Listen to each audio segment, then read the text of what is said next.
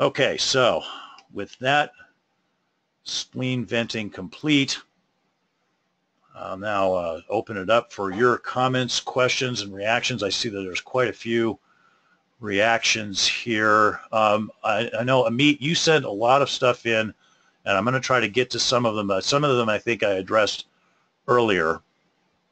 So if I don't get to all of your questions, it'll be partially because I think I might have addressed that. Okay, one person, Scott, mentioned that he had problems with audio, but nobody else did. So it seems like we did not have audio problems here. So Janet says, Rex, I agree with you. Oops. Rex, I agree with you on a lot of your points. Quality always seems to be the last thing on the project lead's minds, and usually the first thing on the minds of the big managers of a good place to cut. Yeah, and this has been something that has been well known about testing and quality for, as long as I've been in the business. And again, sorry, I had to take a drink of water there. As I said, I think that we as quality professionals bear some amount of the responsibility for this. That we need to do a better job of taking on this issue of proselytization. And I know, Victor, you said that I was. Let's see what this is. Comment. Something about religion. Are you crazy? He said. Well, hopefully none of you were offended by it. It was a metaphor. I was not talking literally there. But yeah, we need to do a better job of proselytizing for the value of testing. All right, Rich says, howdy again. Thank you for all of your webinars. Which software webinar were you thinking of when you mentioned that QA is not real engineering? By the way, the new website is very cool. Well done. Way easier to find stuff. Cheers, Rich. Thank you for the good feedback on our new website. We have been working on it for months and months now, so I'm glad that it does fit the bill. Assuming that you can find the recorded webinars, the one that you want to find is the one that I mentioned, towards true software engineering or something along those lines. It's probably from about 3 years ago or 2 years ago. It's recorded out there. You can go listen to it. So for those of you who are still not convinced by my software engineering is not true engineering argument, then take a look at that. Okay, so Amit here, let's see, it's a question, fairly recent one, so not one that I would have addressed. When comparing softwares to cars, you used an example of VW fraud. I think a more comparable example is the multiple recalls that car manufacturers do. Just had one for my Kia, something in a fuel pipe. I don't see the car companies being sued for such errors, besides the cost of fixing the problem, which is always higher in an on-premise solution. Well, okay, I would agree, and this is more typical. So let's go back to what I was saying about if we have an organization that is applying industry best practices, and we agree, and I think we do, that is still going to be releasing software with defects in it. Again, my figures derived from Capers-Jones's study would be 1,000 defects per million lines of code.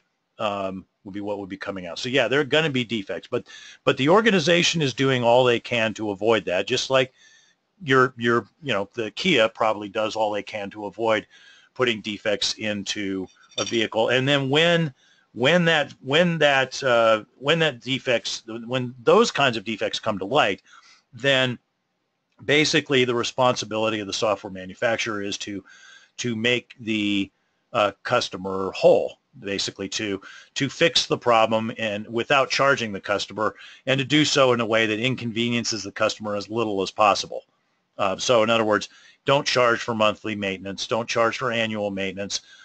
If I buy a piece of software from you and I find a bug in it, you have to give me a fix to that bug no matter how long ago I bought that software. And you can't charge me to be on the phone with one of your tech support people, and you can't inconvenience me by making me wait on hold for 6 hours to talk to such a person. See, that reverses the incentives, because now the incentive is on the software company to be more careful about the software that they're releasing, right? Because they're going to have to pay for it. They're going to bear the price, at least a significant part of the price, if the software fails in the field. Not all of it, because I'm saying they don't have to pay for the lost productivity.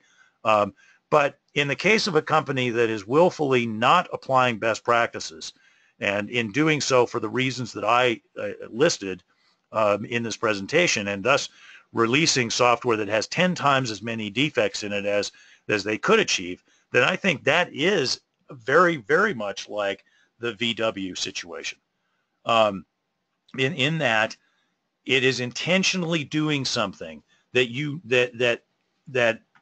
is proven to result in significant damage to the productivity and in some cases the safety of the people to whom that software is being delivered. It is negligence, and negligence that results in harm is certainly a civil offense, one for which you can be sued, and in some cases it can constitute a criminal offense if somebody gets hurt or killed. And that's all I'm saying. Hold software companies to the same standard that we hold every other essential thing that we use in our day-to-day life. There was a case, excuse me, there was a case here in Texas where we had a manufacturer who was making some foodstuffs that ended up getting people very sick. It was this ice cream, and it was unintentional though, and so that while they suffered a great deal of harm for that financially, they were not sued. But there was another case where there was an intentional negligence on the part of, in this case, a coal company, and they were negligent about application of safety best practices, and there was a coal mine explosion that killed a bunch of people, and this trial recently came to a close, and people are going to prison for that. So I don't think that what I'm suggesting here is outrageous, and in fact it's typical practice outside of the software world. It's just that within the software world we have lived in this weird bubble where somehow or another we've managed to convince people that we shouldn't be held to that same standard. And I'm saying that's okay in 1950. That's not okay in 2016.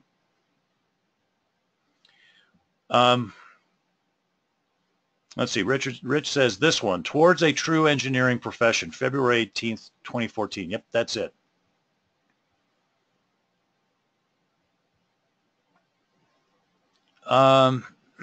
Let's see. G says, about 35 years ago, I worked for a manufacturing company and was involved in an effort to figure out how much could be saved by getting things right the first time. Management ignored it until ISO 9000 came about 15 years later. This was customer imposed. Maybe that's what needs to happen for software. Yeah, I think that having the big enterprise customers starting to really demand a higher level of quality and demand qualifications for those working on the software being built would make a huge difference. Imagine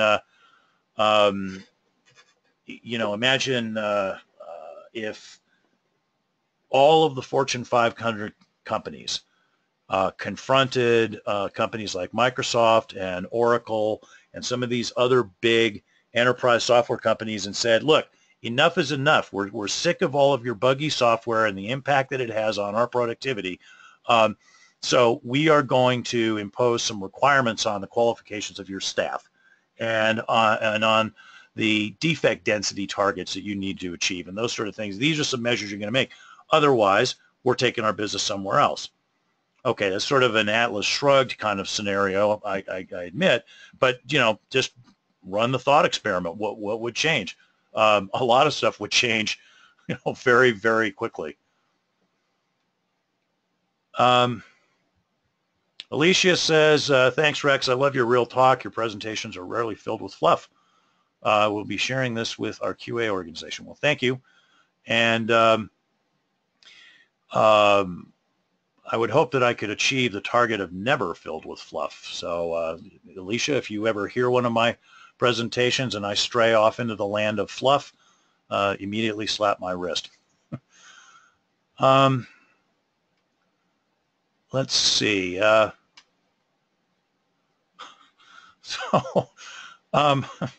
managed to touch a nerve here. And I knew I would with that slide. Victor says, when it comes to outsourcing, you talk like an idiot.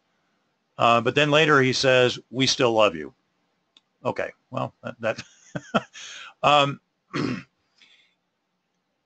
I'll stand by what I said in the sense that, I think, as I did say that there are companies out there that are doing good work. So, if you're, Victor, in an outsourcing company, I'm certainly not saying you guys do bad work.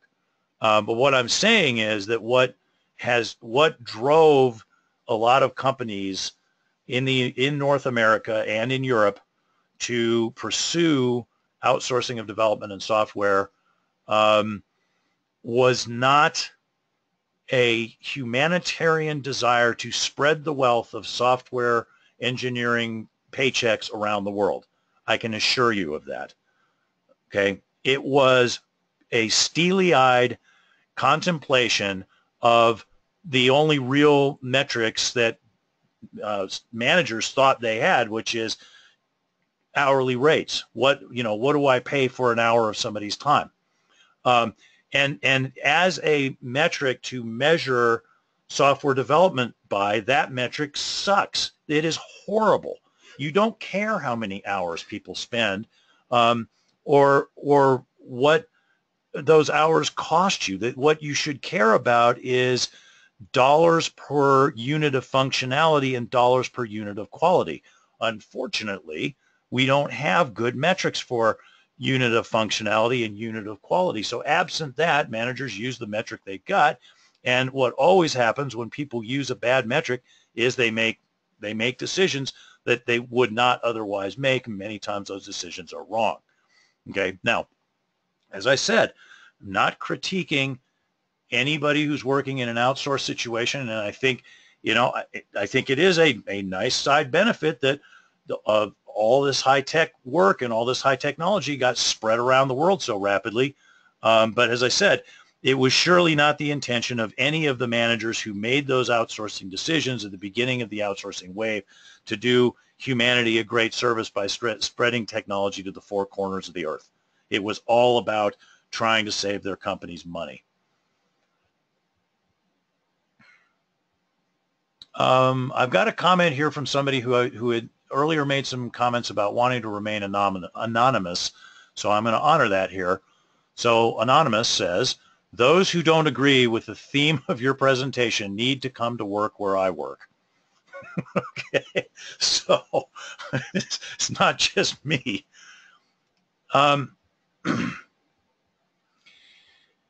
Let's see. I got a lot of comments here. We're going to thank you for your patience, everyone. I'm trying to dig through these and give everybody a shot at least getting one or two questions out here. Stefano asks, can the problem with software quality be due to the fact that software development is more closely to craftsmanship?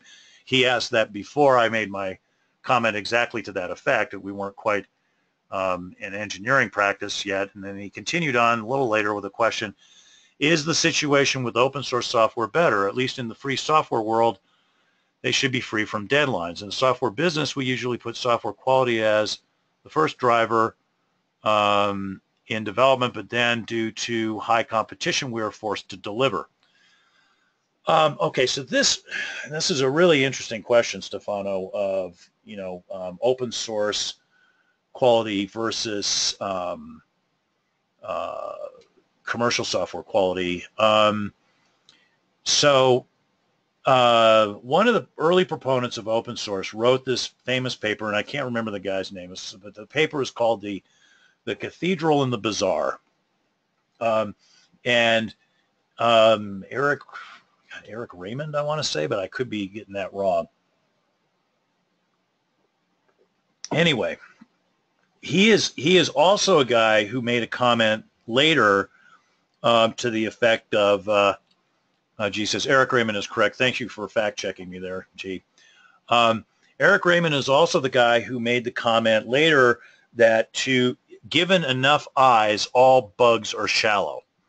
And so he's basically making that argument, Stefano, that with open source software, you don't have the usual business drivers that corrupt, that introduce corrupting incentives, and then you've got a lot of people looking at the software, and the people who are doing it presumably because they really care and really love the thing that they're doing. It is a work of passion, and therefore that they would do a better job of it. So I get that part of I get that part of the argument, but two things. I mean, I've yet to see any convincing data that shows me that software quality for open source software is consistently better than comparable commercial software in the same space. So there is no proof that you make a compelling argument, but without data, there's no proof.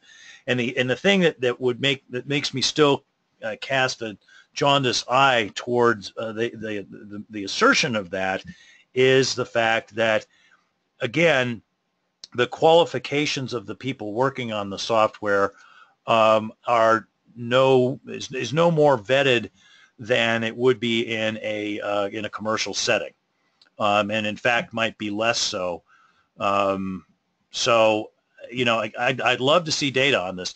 I mean, this is another one where there's that claim that agile development methodologies produce better software than V-model development methodologies, and that claim is made over and over again. But where's the data? So it would in both of those situations, I would love to see actual data on that. Rick says your opening slide of Sisyphus is accurate. Yeah, I I thought some of you could relate to that.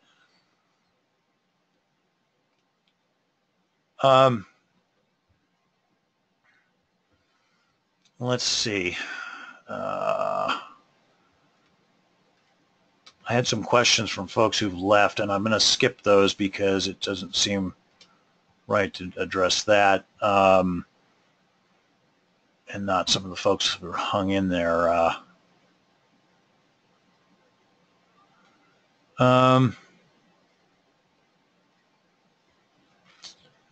Stefano says, oh yeah, slide 8. Thanks, Rex. That's the one about management enforcing unrealistic schedules. So he says, I would like to show it to our product management. Hey, feel free to forward on this entire presentation. The PDFs are posted. Send them a link and say, hey, take a look at this, or feel free to say, forward the link to the recording, which will be up there next week. Say, hey, give this a listen. You might want to cover your butt, though, and say, oh, by the way, I don't necessarily agree with everything that he says, even if you do. Just say, I don't necessarily agree with everything Rex says, but, he's got some interesting thoughts. And that may provide you with some insurance. Excuse me. Jessica says, there was a statement about testing techniques known about for 40-plus years that many do not use. Where do I find those? Just a Google search may tell me. Okay, so Jessica, here's what I would say.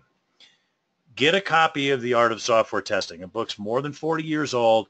Give it a read. Ask yourself how many of the techniques that are described in there, all of which are still in use and still are recognized best practices. Give that a read and ask yourself, what of these things do I do and what do I not do? Once you've done that, then take a good shot of courage, preferably caffeinated kind, not the alcoholic kind, because you're going to need all of your wits and focus about you. Get a copy of Boris Beiser's Software Testing Techniques and read that. And read it again, because you won't understand it the first time. At least I know I didn't. And then ask yourself how many of those techniques are in use in your organization. Because those are, for the most part, there are a few things in there that I would say are less relevant now. But for the most part, what are in those two books are still proven best practices. And, both of those books are around 40 years old. Why are we not doing that stuff? And sometimes people say, well, it must have proven impractical. No, I have people come up to me all the time and talk about how they applied equivalence partitioning and boundary value analysis, for example, among other techniques, to reduce the number of tests that they had to run in order to achieve a higher level of risk mitigation. They got better testing done with fewer tests. These things are practical. They are in use. It's just that a lot of us aren't doing it. All right, so here we have some case studies, again from Anonymous. Last fall, I asked my manager if the company would reimburse me for a $15 book on testing mobile apps. Test Mobile Apps by Jonathan Cole. His response, why would there be a book dedicated to testing mobile apps?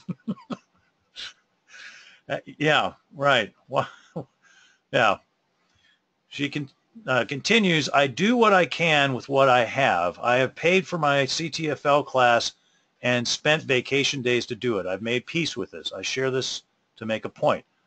Most class attendees were sent there by their employer. By the way, I paid the $15 for the book on mobile testing and found it immensely helpful. I'm in talks with Randy Rice about attending his mobile class in Irving soon. I would hope that those of you who are looking for a class on mobile testing would consider the RBCS class on that. Well, shameless plug. I asked my employer to pay for the mobile class as I did the CTFL class. The answer is still no.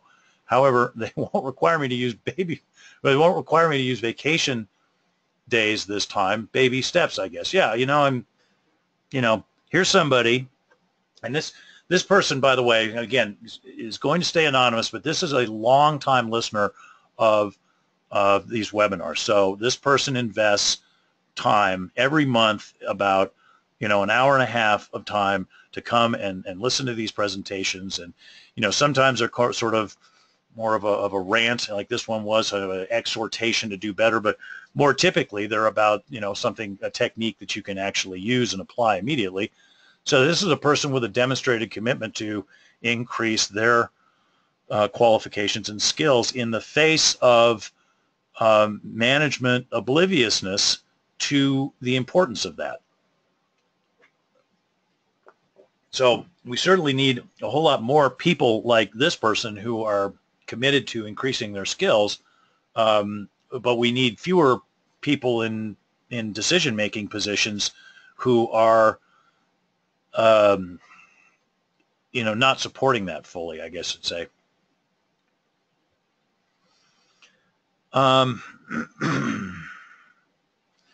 So here's a question from Amit. You stated that we can and should define a unified approach for metrics, etc.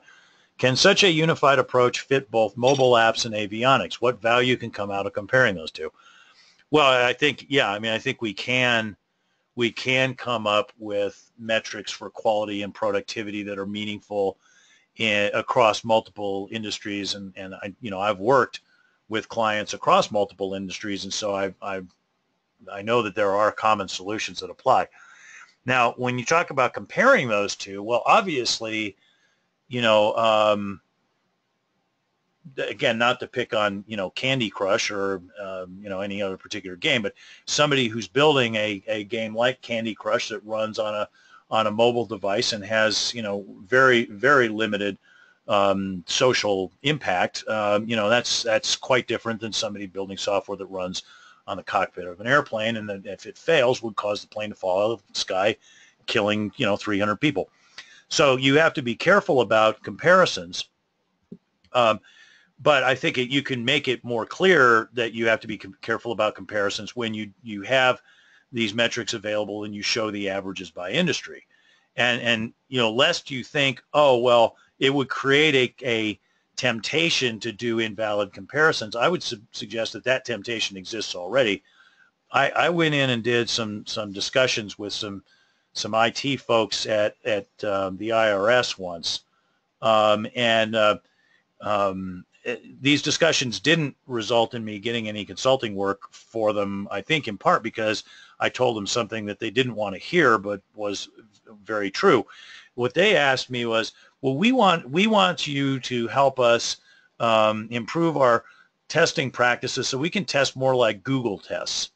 we want to be fast and nimble like Google. And I said, well, I'm sorry, but you don't need to be like Google, because let's think about this for a minute. If Google gets their search software wrong and somebody gets sent to the wrong pizzeria, that's one thing. If you guys get your software wrong and 10,000 people get audited that shouldn't have gotten audited, or 100,000 people's data for the last 10 years gets irretrievably corrupted, that's a whole different thing. So that management reaching for bad analogies and misusing benchmarking, I mean, that problem already exists. The metrics, I think, uniform metrics would actually help us combat that rather than make that problem worse.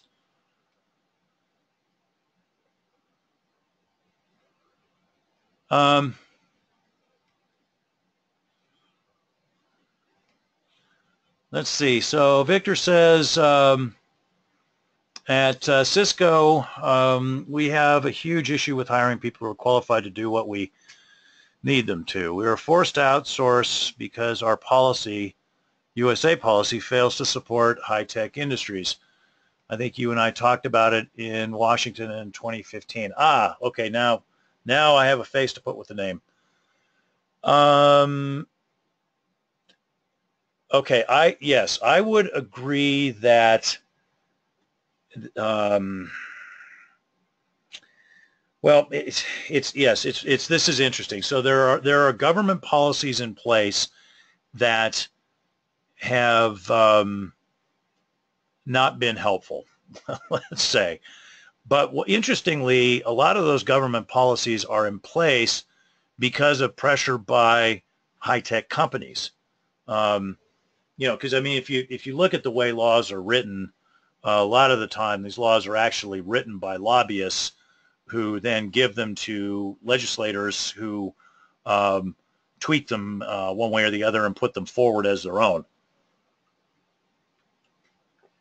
I know that sounds tremendously cynical to say that, and you might think, oh, that's surely nothing but a conspiracy theory. But I have actually talked to people who work in the Texas legislature who have assured me that is indeed exactly the way it works. So, we kind of, you can point at the government and say outsourcing is an outgrowth of policies the government put in place, but then those policies are an outgrowth of industry pressures on government. And, I know I probably sound like Bernie Sanders right now, and that's completely unintentional, but I can say huge. But I mean, it's just, there need to be some countervailing forces with respect to high tech. I think at this point, the various heads of the companies, of these big IT companies, are the ones who get listened to, and it's not balanced out by anyone on the other side, right? We don't have a Ralph Nader of IT, as it were, and so I'm all for,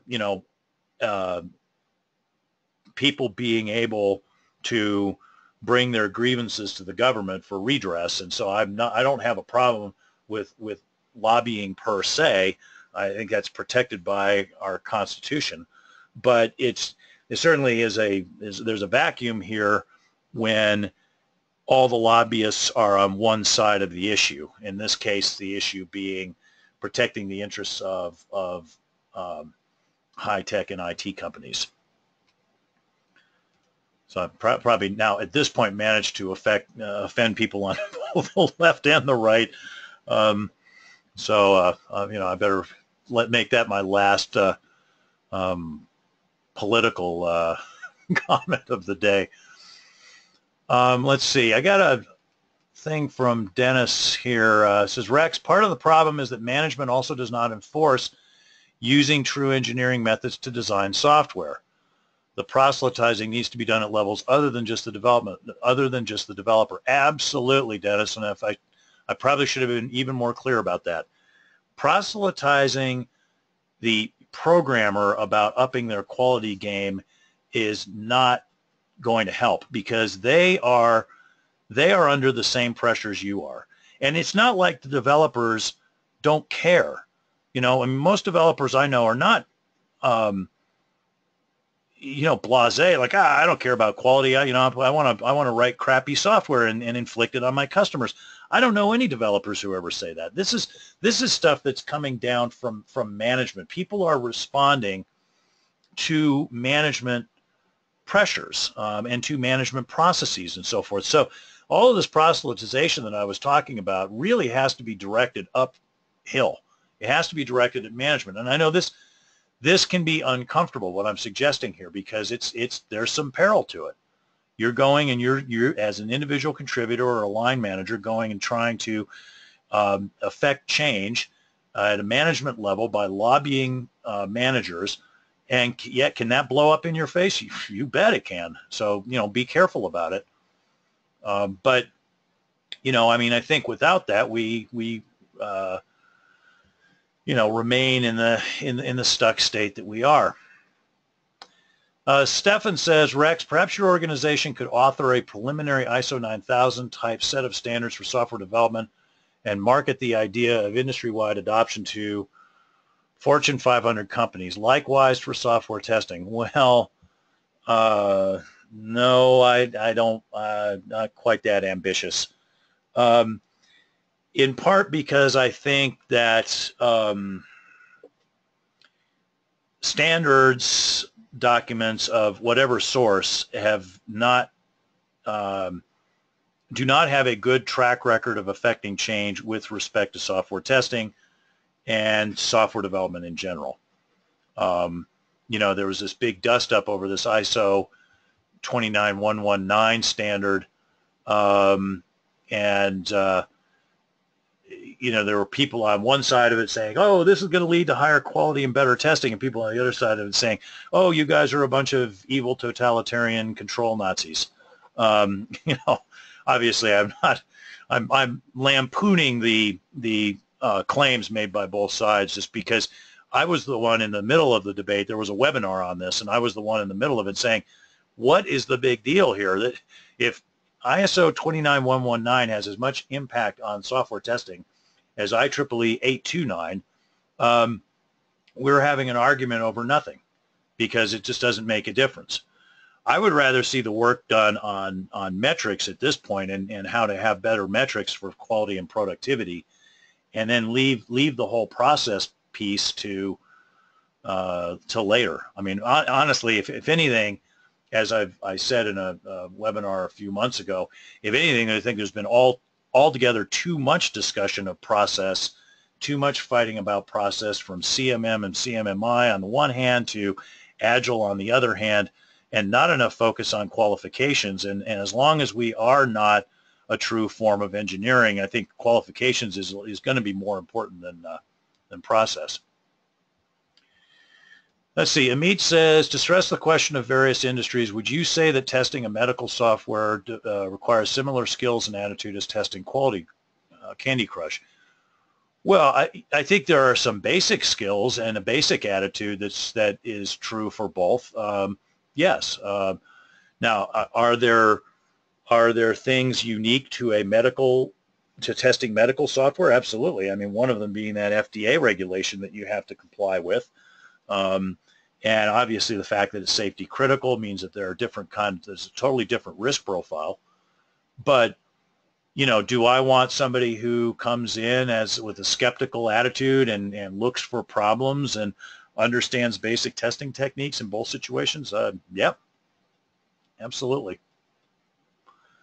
Travis says, I'm not sure if you've covered this during Q&A, but my experience has been that developers do not test their own code and continuously pass through bugs to QA staff. Are developers taught how to properly test their code during college studies?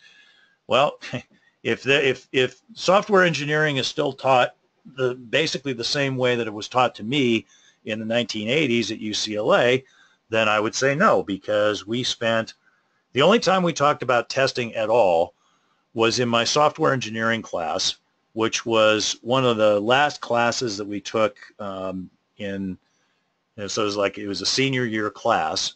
I was talking about software engineering as a professional industrial practice, and it's a 10-week class. Of that, we spent 1 week on testing. So that's 3 hours.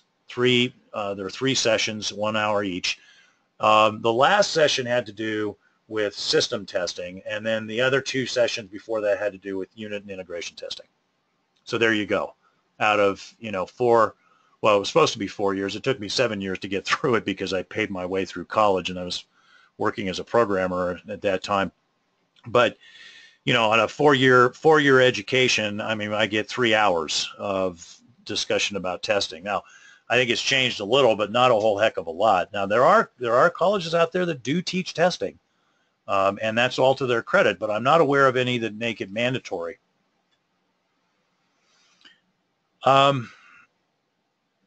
Let's see. So Stefano says, thanks, Rex. Spicy webinar today. I enjoyed it from start to end. I for sure will be one of the most discussed RBCS webinars. Sometimes it's good to say facts straight. Well, I always enjoy getting things off my chest, and so hopefully it's been helpful for you guys too. Testing CRUD, C-R-U-D, is the same in all products, Carol says. Frequently, CRUD is buggy crap. So that's the create, read, update, delete thing. And yes, I totally agree.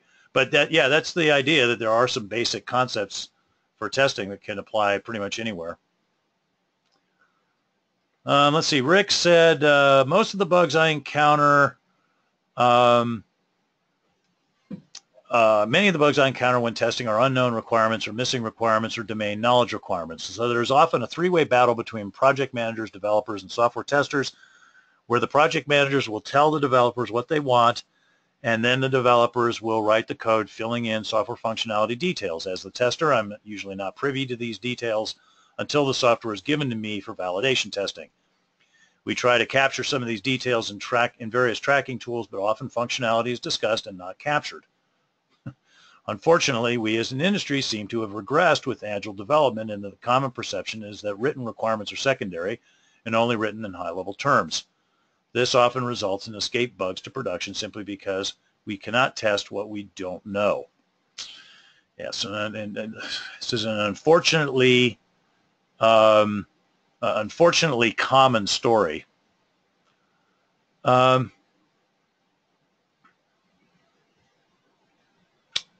Let's see, I got an anonymous person here who, in response to our other anonymous poster, said, I second those remarks and also do not want to be named.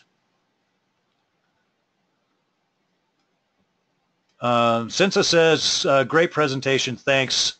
So many QA teams identify themselves with Sisyphus. Yes.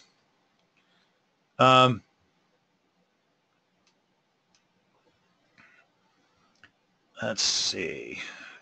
G says, quality begins with requirements. Many times the requirements don't reflect what's actually needed. Goes to the whole fit for purpose thing. Yeah, I mean, if you don't know what's needed, then, how do you build it, right?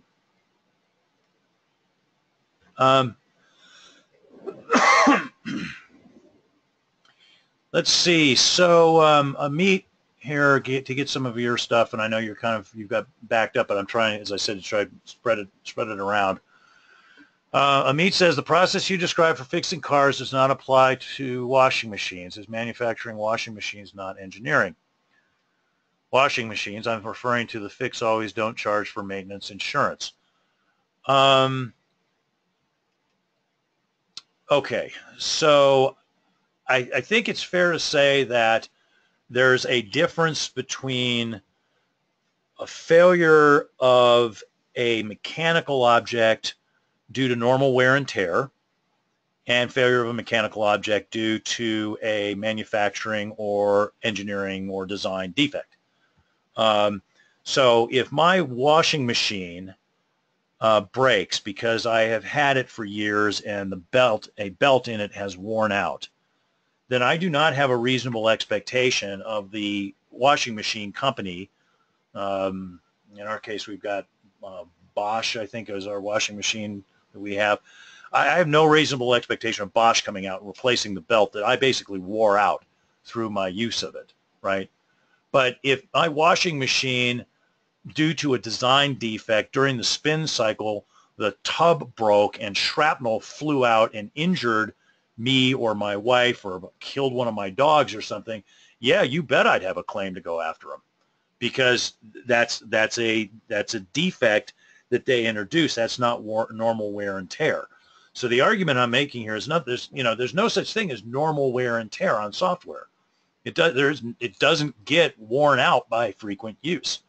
So, that I don't think that the same argument applies here.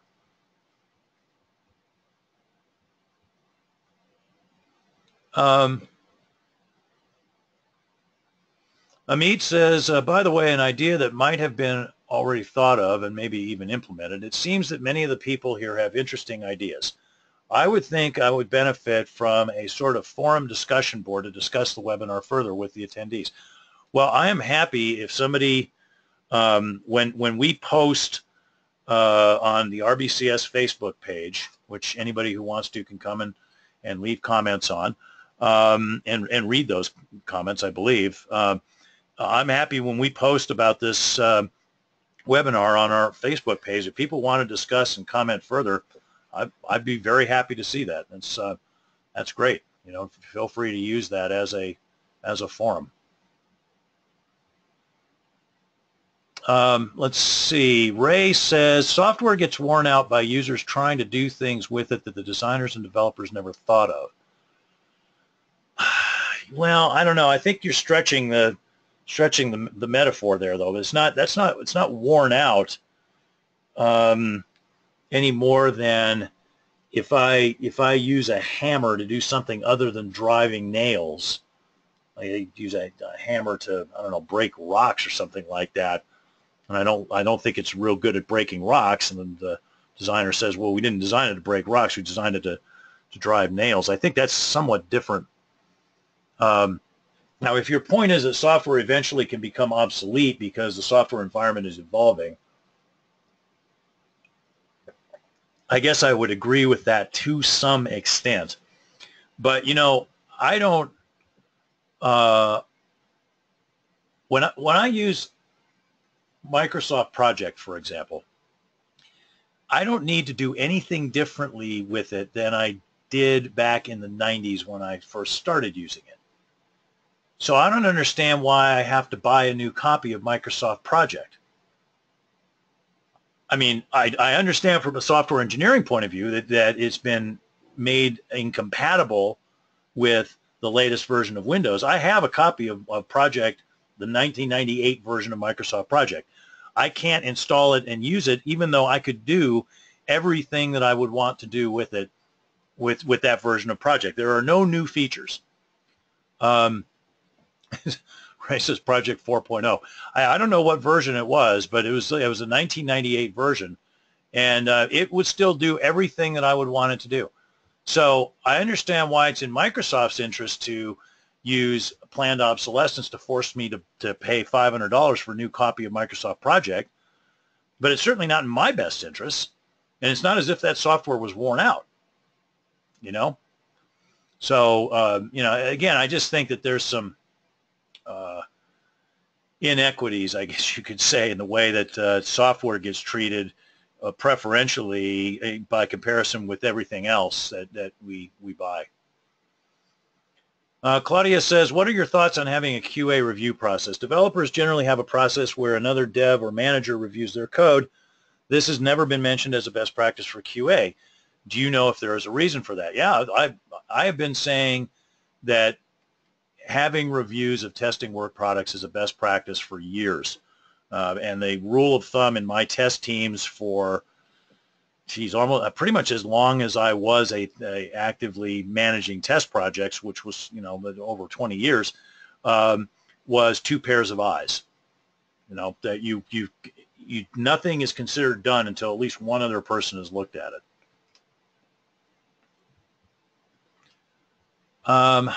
Let's see.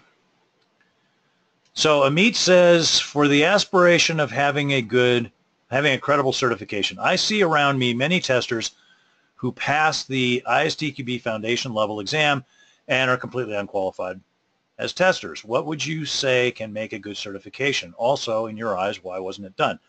Well, I mean, okay, so let's think about this for a minute. The CTFL, Certified Tester Foundation level, emphasis on the operative term here, is meant to be exactly that, is meant to be a foundation that somebody would take when entering the workforce in order to be conversant with the basic concepts of testing.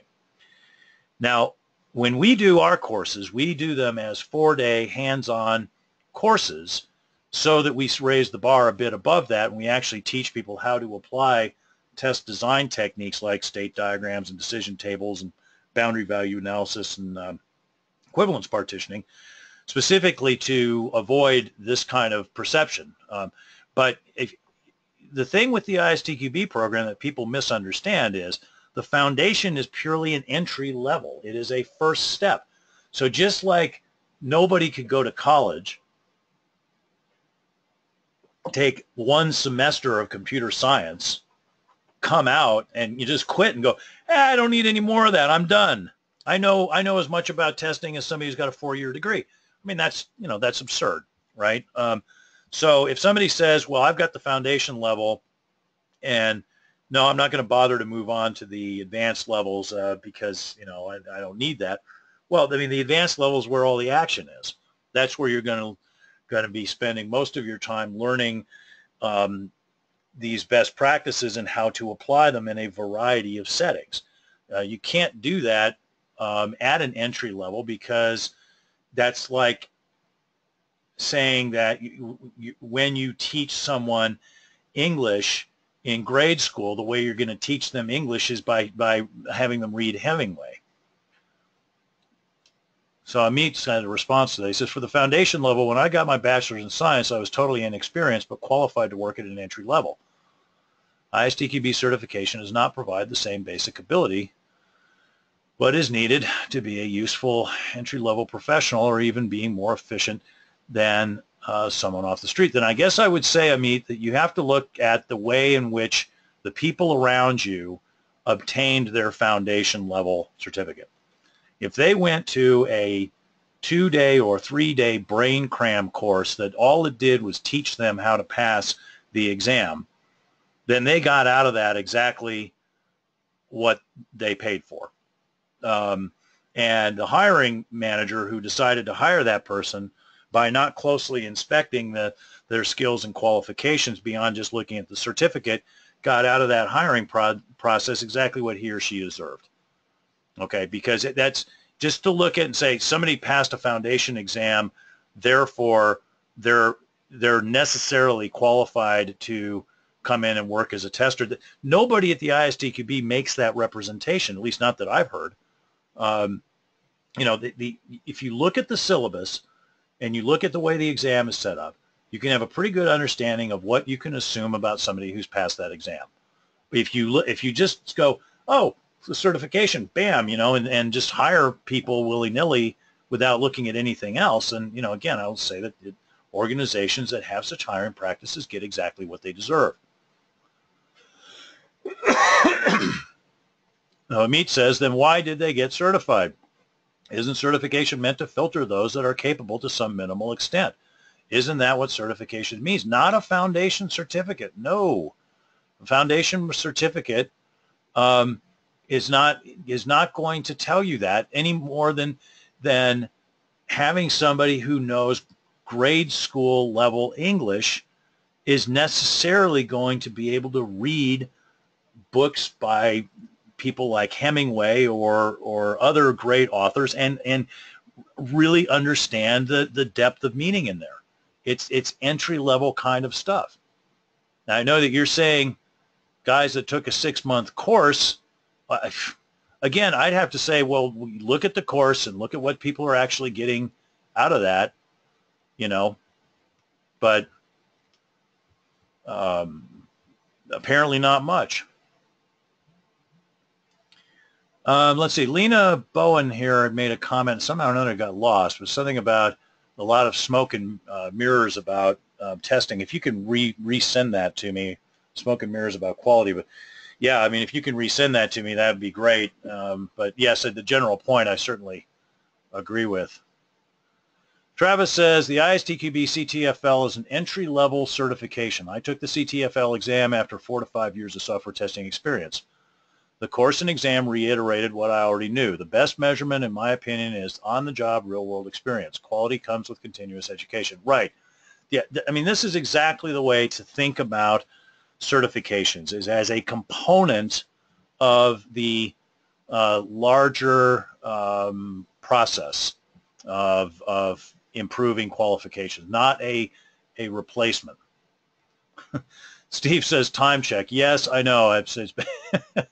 I've been running this long. I know some of you might need to drop off. We just had so many questions and reactions to this that I wanted to try to get to as many of them as I could. And I think we're not going to be able to get to all of them. I'm sorry, Amit, I know I didn't get to a lot of yours, but you know, again, if when I will post a link to this webinar and further information about it on our Facebook page, and then people can comment there. Lena says this is the sometimes software quality suffers by smoke and mirrors that is created by unqualified people. Yeah, exactly. I mean, I think that's very, very true. You get somebody who's not qualified to test, that comes in, does their testing, and then goes, oh, I'm done testing, and you know, I have high confidence. Well, you know, take that with a grain of salt. Amit says, thanks, it was interesting. Yes, I found it very interesting, and it was good interacting with all of you. I'm happy to have gone a little long, and I appreciate the 100 or so of you that stuck around this extra time after some of the first 100 or so left to participate in this dialogue. And if you want to continue it on the RBCS Facebook page, that would be fine. I'm glad I was able to provoke some thoughts here, and if you don't agree with me on everything, I'm not surprised. So closing the session down, a brief note about resources, free webinars once a month. Sign up at rbcs-us.com. If you want a special webinar presentation for your company only on any test-related topic, send an email to info@rbcs-us.com or via our website. You can follow us on Twitter and Facebook. Again, I'll post a link to the recorded version of this on Facebook soon, and we can continue the discussion there. And also, I'm going to post a comment about it here where you can continue the discussion right away. Sign up for our free regular newsletter, which will give you reminders about our e-learning, our webinars, as well as various consulting and training services that we have. And do check out our new website. We think it's going to be a lot easier for people to find things and easier to use. We offer all these free resources as a service to the software testing community because, as you all well know, at RBCS, we are a not-just-for-profit company. This concludes the webinar. Thanks to everyone for joining us today. Hope to see you on future webinars, which may or may not be equally exciting. Hi, I'm Rex Black, President of RBCS. Welcome to the RBCS YouTube channel. Hey, I hope you enjoy all these free resources that are available here. And do us one favor. We need to keep the lights on, and we need your help to do that. So, when you need testing and quality-related services, training, consulting, expert services, you name it, let us be one of the bidders on that next job. We don't expect to get all of your business, but we'd like to get a chance. Thanks, and enjoy the shows.